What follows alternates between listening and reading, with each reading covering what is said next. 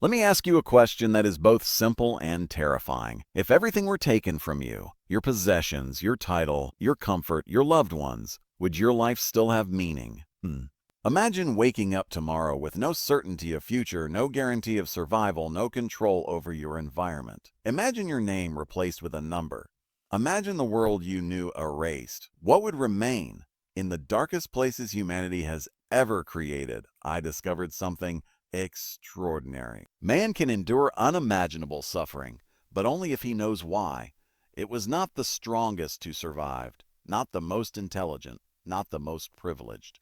It was those who could see meaning beyond the barbed wire, those who could hold love in their hearts when everything else was stripped away, those who understood that even when freedom is taken externally, one freedom remains untouched, the freedom to choose one's attitude. You may not stand in a concentration camp. You may not face starvation or forced labor. But many today live in invisible prisons, prisons of emptiness, prisons of anxiety, prisons of comfort without purpose. We chase pleasure and feel hollow. We chase success and feel restless. We chase approval and feel unseen. Why? Because happiness cannot be pursued directly. It must ensue. It follows me. And meaning begins the moment you stop asking, what do I expect from life? And start asking, what does life expect from me? Over the next hour, we will explore a truth that can transform suffering into strength, loss into responsibility, and despair into dignity. You will discover why pain does not destroy a man, but purposelessness does. Why love can exist even in absence. Why responsibility is the highest form of freedom. Why your greatest power lies not in controlling circumstances, but in choosing your response. Between what happens to you and how you respond, there is a space. In that space lies your freedom. In that freedom lies your growth, and in that growth lies your meaning. The question is not whether life will test you. It will. The question is, when it does, who will you become? Let us begin. We begin not with triumph, but with a question. What is it that allows a man to endure when everything has been taken from him? Not comfort, not success, not reputation, not even freedom of movement. I have stood in a place where names were replaced with numbers, where the horizon was barbed wire, where the future was not promised in years but measured in hours. And yet, in that place, stripped of possessions, stripped of status, stripped of certainty, I witnessed something astonishing. Some men collapsed. Others endured. What was the difference? It was not physical strength. Often the strongest perish quickly. It was not intelligence. Scholars and laborers suffered alike. It was something invisible, something inward. It was meaning. Allow me to speak to you not as a distant author, but as a fellow human being who has seen what remains when everything else is removed. Everything else is removed. There is one freedom that cannot be confiscated, one freedom that cannot be beaten out of you, one freedom that survives even in chains, the freedom to choose your attitude in any given set of circumstances. This, I came to understand, is the last of the human freedoms. You may ask, how can attitude matter when surrounded by suffering? It matters because suffering is not merely physical, it is existential. When a man loses purpose, suffering becomes annihilation. But when a man sees purpose within suffering, it becomes sacrifice. There is a difference.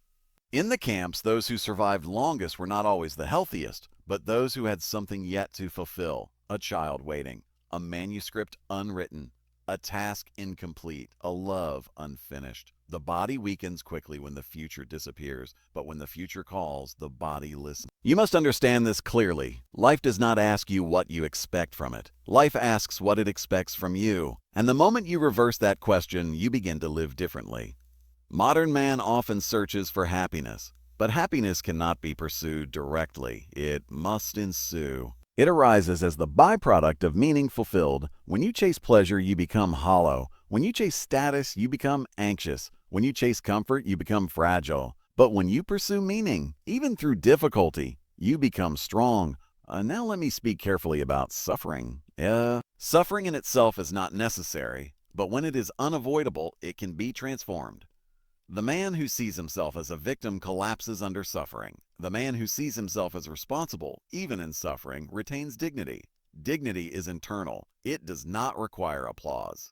It does not require freedom of movement. It requires alignment between conscience and action.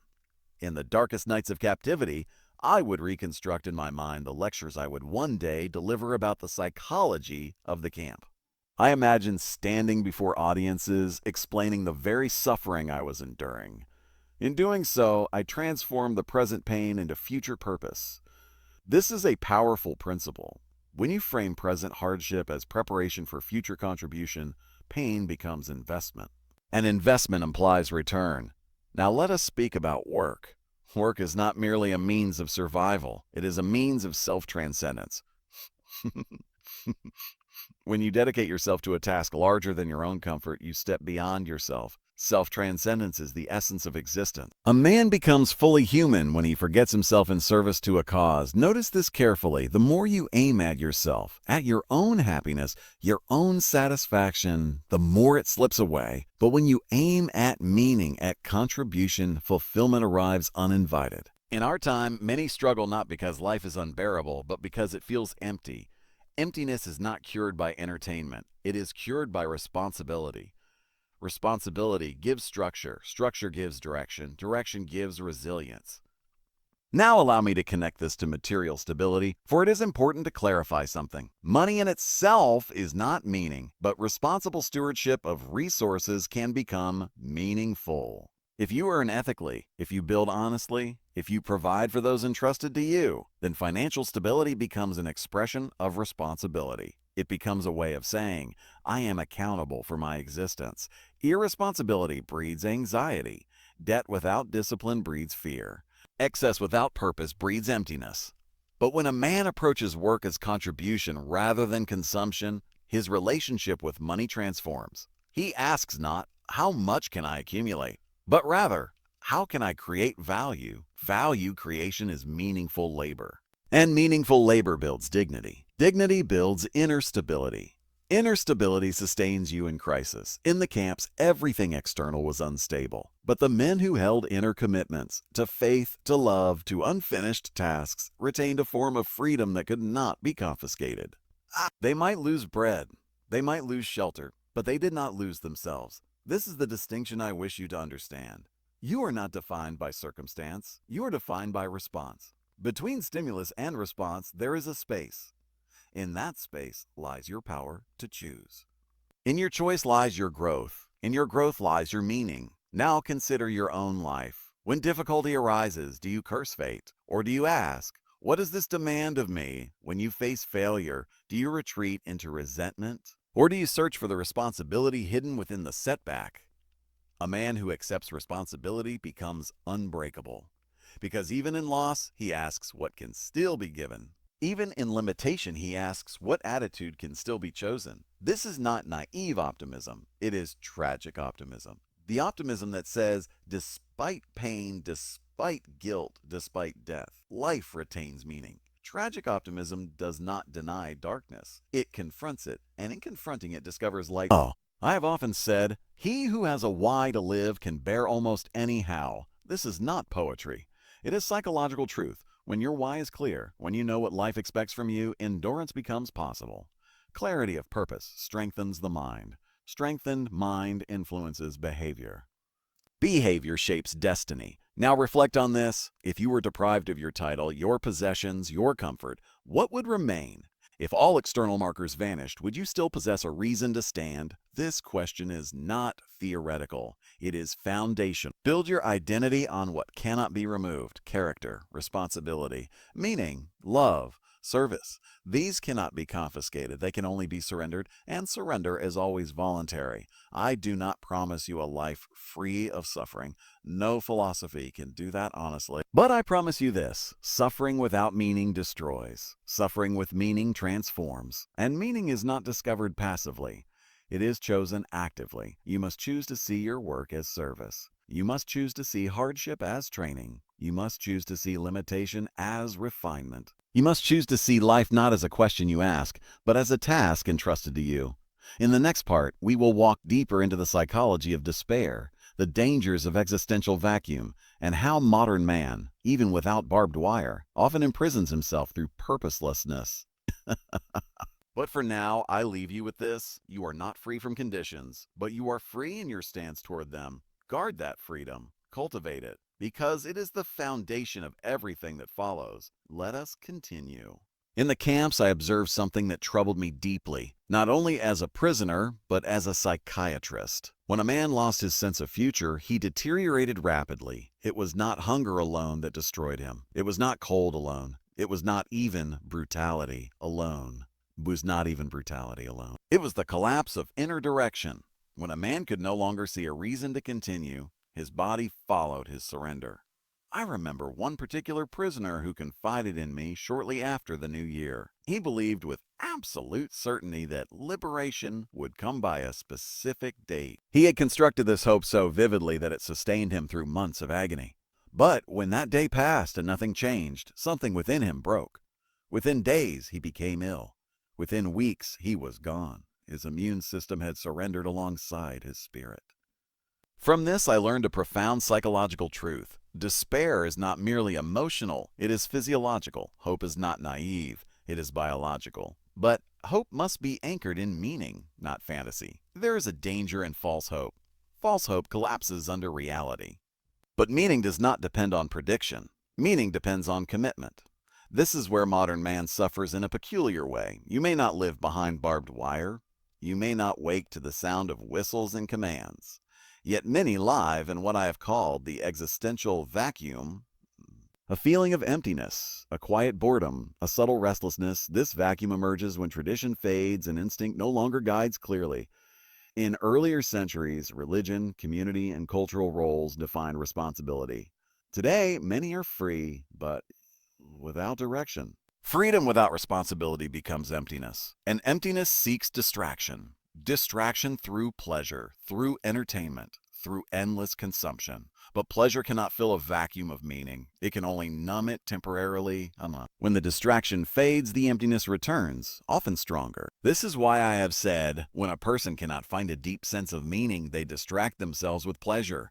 The modern epidemic is not physical starvation. It is existential frustration. People ask, what do I want from life? Rarely do they ask, what does life demand from me? The shift in question is transformative. When you orient toward responsibility, you step out of emptiness. Responsibility demands action. Action creates structure. Structure gives rhythm to existence. And rhythm stabilizes the mind. Consider your work. Do you approach it merely as income or as contribution? If it is only income, boredom will creep in. If it is contribution, dignity emerges. Even the most ordinary labor can become meaningful if it is viewed as service. The act itself may be small, but the intention elevates. I recall how, in the camp, a prisoner once shared his last piece of bread, not because he had abundance, but because he had meaning. He saw himself not merely as a victim, but as a man capable of generosity. In that moment, he was freer than his captors. Understand this deeply. Meaning often reveals itself not in comfort, but in responsibility. Responsibility toward work, responsibility toward loved ones, responsibility toward conscience. Now let us speak of love. In the cold mornings of forced labor, when exhaustion pressed against every movement, I would close my eyes briefly and imagine my wife. I did not know if she was alive. I did not know if I would ever see her again. But in those moments of contemplation, love became present. It transcended physical absence. I realized then that love is the highest aim to which man can aspire. Not merely romantic love, but the love that recognizes the essential humanity of another. When you love deeply, you transcend yourself. Self-transcendence is the opposite of emptiness. It lifts you beyond the narrow prison of self-concern. This is critical for modern life. Much suffering today arises from excessive self-focus. What do I feel? Do I want? What do I want? What do I deserve? These questions spiral inward endlessly, but when you ask, whom am I responsible for? Your attention shifts outward. Outward focus reduces anxiety. Outward service reduces despair. This principle applies even in financial life. If wealth becomes self-indulgence, it empties quickly. If wealth becomes stewardship, a means to provide, to create stability, to empower others, it gains moral dimension. Money without meaning corrupts. Money with responsibility strengthens. I do not advocate poverty, nor do I glorify suffering, but I insist that resources must serve purpose. Otherwise, they enslave. The existential vacuum often manifests as what I have termed a Sunday neurosis, a peculiar anxiety that appears when the busy week ends and silence arrives. Without structure, people confront their emptiness, and in that confrontation, discomfort arises. The solution is not more distraction, it is deeper purpose. Schedule is not enough. Meaning must animate schedule. Ask yourself, if your profession disappeared tomorrow, would you still know who you are? If your status vanished, would you still possess identity? Identity anchored solely in occupation is fragile. Identity anchored in values is stable. Values do not fluctuate with markets. Values do not collapse with setbacks. Values endure. This is why, even in the camps, those who retained moral orientation maintained inner coherence. Some guards were cruel, dissonance, or some were indifferent. But among prisoners, I saw acts of extraordinary kindness. In an environment designed to strip humanity, humanity persisted. This proves something remarkable. Circumstances do not determine character. They reveal it, and they provide opportunity for choice. You are always choosing whether to grow bitter or wiser, choosing whether to retreat into cynicism or step into responsibility, choosing whether to define yourself by loss or by response. This choice is continuous, moment by moment. Let us address guilt. Guilt can destroy if it becomes self-condemnation, but guilt can also refine if it becomes responsibility acknowledged. To recognize a mistake and correct course is growth. To deny responsibility is stagnation. Meaning requires honesty, honesty about suffering, honesty about limitation, honesty about responsibility. Now reflect carefully. Where in your life are you avoiding responsibility? Where are you blaming circumstance instead of choosing stance? The more responsibility you accept, the stronger you become, not because the burden decreases, but because your capacity increases. Capacity is developed through challenge. Without challenge, muscles atrophy, both physical and psychological. The existential vacuum tempts you toward comfort, but comfort without meaning leads to decay. A comfortable prison is still a prison. Freedom requires purpose, and purpose requires courage.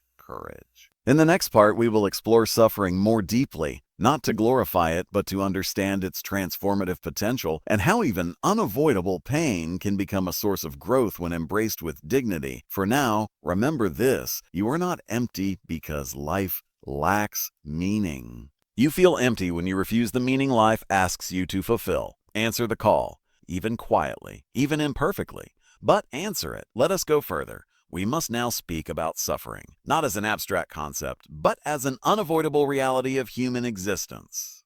There are three possible sources of meaning in life: through work, by creating something; through love, by experiencing someone; through suffering, by the attitude we take toward unavoidable pain. Notice the word unavoidable. If suffering can be removed, it must be removed. If injustice can be corrected, it must be corrected. But when pain cannot be escaped, when loss cannot be reversed, when fate closes every external door, there still remains one final door within: your response. In the camps, suffering was not optional. It was daily.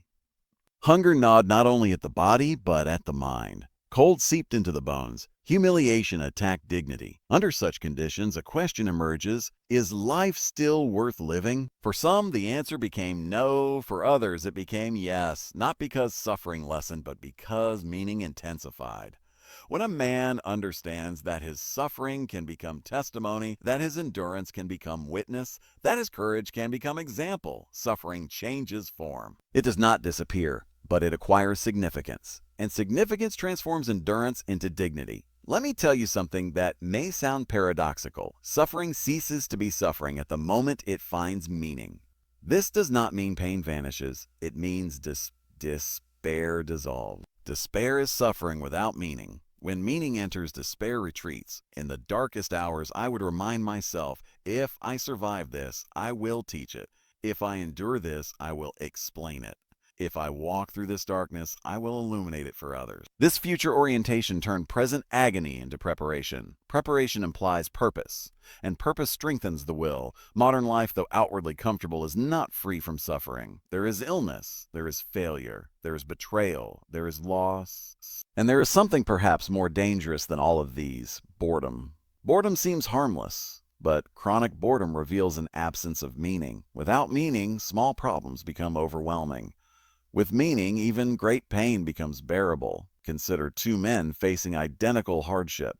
One asks, "Why is this happening to me?" The other asks, "What is this asking of me?" The first becomes victim. The second becomes participant. Participation restores agency. Agency restores strength. And within that response lies the secret of meaning. Let us now turn toward one of the most profound discoveries I made in the midst of suffering, the power of love and self-transcendence. In the camp, when everything external was stripped away, when hunger reduced the body and humiliation attacked dignity, something astonishing remained untouched: the capacity to love. I remember marching in the freezing dawn, our feet swollen, our bodies exhausted beyond language. Around me were men collapsing into silence. The sky was gray, the earth was frozen. And yet, in that moment, I found myself thinking of my wife. I did not know whether she lived. I did not know whether I would ever see her again. But as I held her image in my mind, something within me warmed. I realized then a truth that no guard, no barbed wire, no brutality could take away. Love transcends physical presence.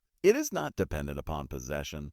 It is not diminished by distance. It exists in the interior freedom of the soul. In that moment, I understood that a man may be deprived of everything except the last of his freedoms, and that among those freedoms is the ability to hold another person in the sanctuary of his inner life.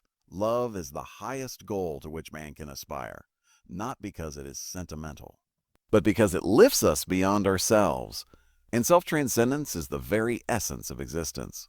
Modern man often suffers from excessive self-absorption. What do I feel? What do I deserve? What do I want next? But fulfillment is not found in self-preoccupation, it is found in devotion. When you devote yourself to someone or something beyond yourself, you expand. And expansion dissolves despair. In the camps, I observed that those who lived only for themselves deteriorated quickly. But those who lived for someone else, a child waiting at home, a spouse remembered, a mission unfinished, endured longer. Love created a future, and a future created strength. Ask yourself honestly, for whom do you endure? For whom do you work? For whom do you sacrifice? If the answer is only yourself, your strength will be limited. But if your life is tied to the well-being of others, your endurance multiplies. This is not a call to self-neglect. It is a call to self-transcendence. There is a difference. Self-neglect is unhealthy. Self-transcendence is purposeful. Fine. You do not disappear. You expand beyond narrow self-concern. Now let us consider work again, but through this lens of love. When your work becomes service, it becomes an expression of love. When you build something that benefits others, your labor acquires dignity. Even financial responsibility becomes meaningful when it is anchored in care. To provide stability for those entrusted to you is not materialism. It is responsibility. To manage resources wisely so that you do not become a burden on others is not greed. It is stewardship. Money, when divorced from meaning, becomes idle, but when connected to responsibility, it becomes instrument. The moral weight lies in intention. In the camps, small acts of kindness carried enormous significance. A man sharing a crust of bread, a whispered encouragement before a long march. A steady gaze that said, "You are still human." Such gestures had no market value, yet they possessed immeasurable meaning. This teaches us something critical. Value and price are not the same. The world measures price. Conscience measures value. Do not confuse them. A high salary without integrity is impoverishment. A modest income with dignity is richness of a deeper kind. The existential vacuum we spoke of earlier is often filled by the pursuit of status. Status promises recognition, but recognition fades quickly. Meaning endures quietly. Love does not require applause. It requires presence. Now we must speak of grief. Love makes us vulnerable, and vulnerability invites loss. In the camps, loss was constant. Yet even in grief, meaning persisted. When you lose someone you love, you face a terrible question: how shall I honor their existence? You may collapse into despair, or you may live in such a way that their memory continues to bear fruit. In this way, suffering becomes responsibility. Responsibility becomes tribute. Tribute becomes meaning. Nothing valuable is ever completely lost if it is transformed into action. Now consider your own relationships. Do you treat them as conveniences or as sacred trusts? A sacred trust demands attention. It demands honesty. It demands growth. If you neglect love in pursuit of ambition, you risk building success on emptiness. But if ambition is aligned with love, if your work supports your devotion, then both strengthen one another. Balance is not accidental. It is intentional. Now let me speak about conscience. Conscience is the organ of meaning. It whispers what is required of you in each moment, not abstractly, but specifically. In this situation, with this person, at this time, you may silence conscience, but you cannot erase it. The more you align your actions with conscience, the more coherent your identity becomes. Coherence reduces anxiety. Anxiety often arises from internal contradiction. When you live against your values, tension grows, but when you act in harmony with them, peace emerges. Peace is not absence of difficulty. It is alignment between belief and behavior. Now let us return briefly to suffering. When suffering is born for someone else, it changes quality.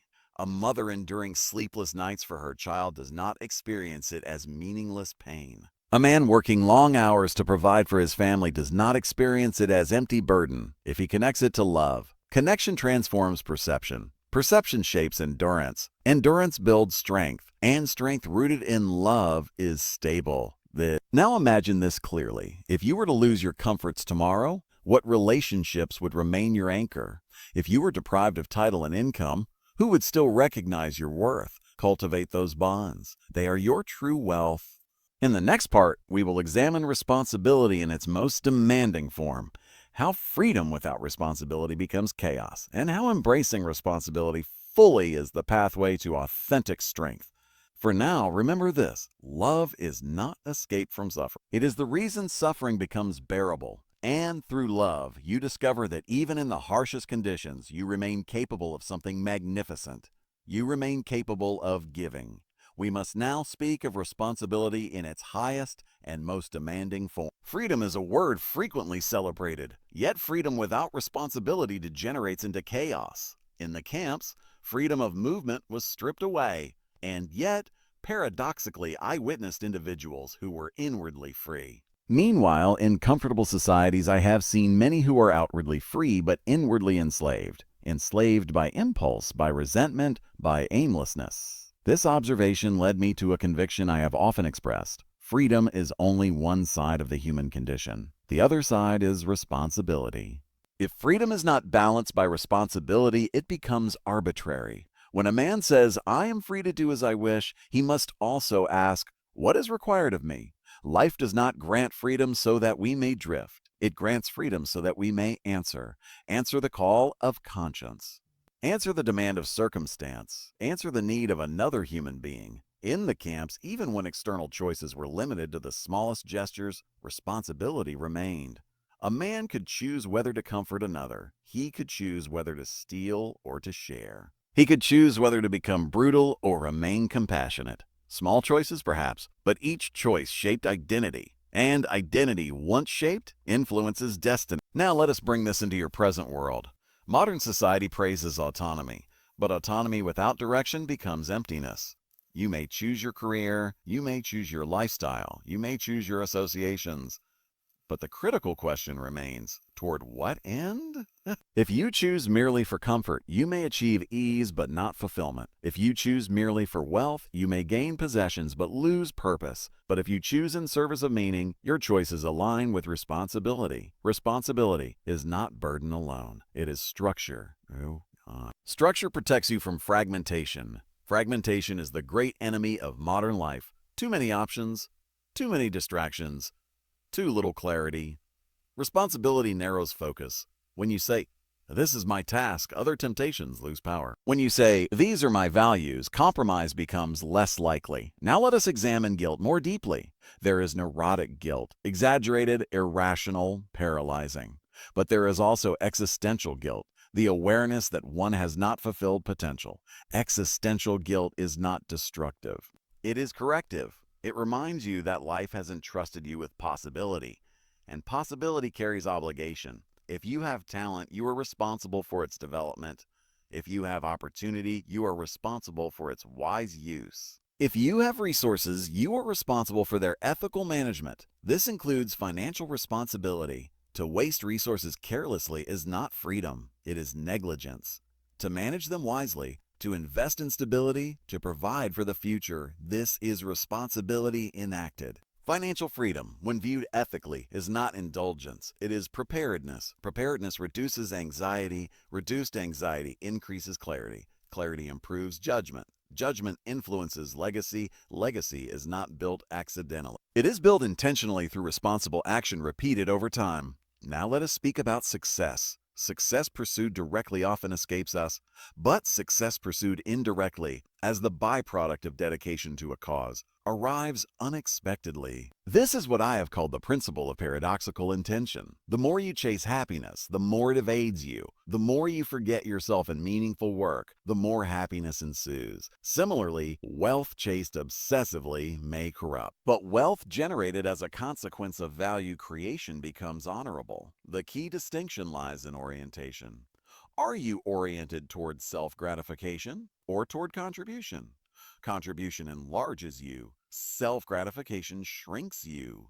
In the camps, those who maintained inner responsibility retained dignity even when reduced to numbers. They behaved as though someone were watching, not a guard, but their own conscience. Conscience is the internal witness. Live so that your internal witness approves. Approval from others fluctuates. Approval from conscience stabilizes. Now reflect carefully. When you are alone, without audience, without praise, who are you? Your answer determines your strength. Authenticity does not mean indulgence of impulse. It means alignment with values. Alignment requires discipline. Discipline requires clarity. Clarity requires reflection. Reflection requires silence. Do not fear silence. In silence, you confront yourself, and in confronting yourself, you refine direction. Now imagine this. Your life is a question. Each day asks you something. Not abstractly, specifically, in your work, in your relationships, in your suffering. The meaning of your life is not invented. It is discovered through response. Response creates narrative.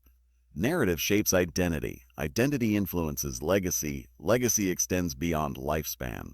When you live responsibly, your actions ripple outward. Children observe, colleagues remember, communities benefit, meaning multiplies. But if you live carelessly, consequences also multiply. Irresponsibility spreads disorder. Disorder erodes trust. Trust, once broken, is difficult to restore. Guard trust carefully. It is more valuable than wealth. Lost can be regained. Trust lost rarely returns unchanged. Now let us consider courage once more. Responsibility requires courage. It is easier to blame than to build. Easier to criticize than to contribute. Easier to escape than to endure. But each avoidance weakens identity. Each act of responsibility strengthens it. Strength is not loud, it is steady. Steadiness inspires confidence in others. Confidence builds influence. Influence expands impact. Impact defines legacy. In the final part, we will bring together everything we have explored: suffering, love, responsibility, freedom, and shape them into a coherent vision for a life that remains meaningful even in the face of uncertainty and mortality. For now, remember this: you are not merely free. You are answerable, and in answering life with courage and responsibility, you discover your deepest meaning. We have walked together through suffering, through love, through responsibility, through the fragile and powerful mystery of human freedom. Now we must bring everything into unity. If there is one illusion I wish to dissolve, it is this: that meaning is something you invent at will. Meaning is not manufactured, it is discovered. And it is discovered not in comfort, but in confrontation. Confrontation with limitation, with mortality, with duty. When I emerged from the camps, I did not emerge triumphant in the worldly sense. I had lost my parents. I had lost my brother. I had lost my wife. My manuscript, the work of years, had been confiscated. I stood in a world that had collapsed. And yet I stood. Why? Because although everything external had been destroyed, something internal had been clarified. Life had asked me a question, and I had answered. This is the final truth I wish to leave with you. Life is not primarily a quest for pleasure. It is not primarily a quest for power. It is not even primarily a quest for happiness. It is a quest for meaning, and meaning demands responsibility. Every morning you awaken, life presents you with tasks. Perhaps small, perhaps grand, but always specific. Meaning is not abstract philosophy. It is concrete obligation. Today, whom will you serve? What will you build? What will you endure with dignity? These questions shape existence. Now let us speak of fear. Fear of failure. fear of loss, fear of death. Fear shrinks when purpose expands. If your life is oriented toward contribution, fear loses dominance. If your life is oriented toward self-preservation alone, fear multiplies. In the camps, death was omnipresent, and yet, strangely, awareness of death sharpened purpose. When time is perceived as limited, procrastination becomes irrational. When you know your days are finite, triviality loses its charm. You begin to ask, if today were my final day, would this action honor my existence? This question clarifies priorities instantly. You do not need dramatic suffering to awaken meaning. You need honest reflection. Now consider your work once more. Does it reflect your values? Does it serve beyond your ego? Does it create something that outlasts you? If not, do not despair. Adjust. Meaning is dynamic. It evolves with circumstance. A young person may find meaning in achievement. A parent may find meaning in nurturing. An elder may find meaning in mentoring. Meaning shifts, but responsibility remains constant. Even financial life, which so often becomes distorted by comparison and greed, can be redeemed by responsibility. Earn ethically, spend consciously, save wisely. Invest prudently, not merely to accumulate, but to stabilize. Stability allows generosity. Stability allows courage in crisis. Stability protects those entrusted to you. Financial order reduces existential anxiety, not because money replaces meaning, but because disorder distracts from it. When chaos consumes your attention, higher purpose becomes difficult to pursue. Order your material life so that your spiritual life may deepen, but never reverse the hierarchy. Material wealth without moral clarity is hollow. Moral clarity without practical responsibility is fragile. Integration is strength. Now let us confront suffering one final time. You will suffer. Loss is inevitable. Illness is possible. Failure is certain at some stage. The question is not whether suffering will visit you. The question is who you will become when it does. Will you become resentful or refined? Will you become bitter or brave? Every tragedy contains within it the possibility of transformation, but transformation requires consent. You must consent to grow. You must consent to learn. You must consent to carry your burden with dignity. This is not passive acceptance. It is active courage. Courage to face reality without illusion. Courage to acknowledge pain without surrendering meaning. Courage to act responsibly even when applause is absent. And here is a paradox you must understand deeply. The more you forget yourself in service to meaning, the more fully you become yourself. Identity is not found through obsession with self. It is discovered through devotion beyond self. When you commit to a cause worthy of sacrifice, you rise. When you dedicate your talent to contribution, you mature. When you endure hardship for love, you deepen. Now imagine your life as a book being written daily. Each action is a sentence. Each decision is a paragraph. Each season is a chapter. One day the book will close. The question is not how long it will be. The question is whether it will contain meaning. You cannot control every plot twist, but you control your response, and response shapes narrative. Between stimulus and response there is a space. In that space lies your freedom. In that freedom lies your responsibility. In that responsibility lies your meaning. If you remember nothing else, remember this. You are not a product of circumstance. You are a responder to circumstance. And in responding with dignity, courage, love, and responsibility, you transcend it. The world may wound you, but it cannot define you unless you allow it. Choose your stance carefully. Choose it daily. Choose it even when it is difficult, especially when it is difficult, for it is precisely in difficulty that meaning shines brightest. I leave you with this conviction: life never ceases to have meaning, even in suffering, even in failure, even in death. As long as you remain capable of choosing your attitude, as long as you remain capable of loving, as long as you remain capable of taking responsibility, you remain capable of meaning. And a life of meaning, no matter how wounded, is a life profoundly worth living.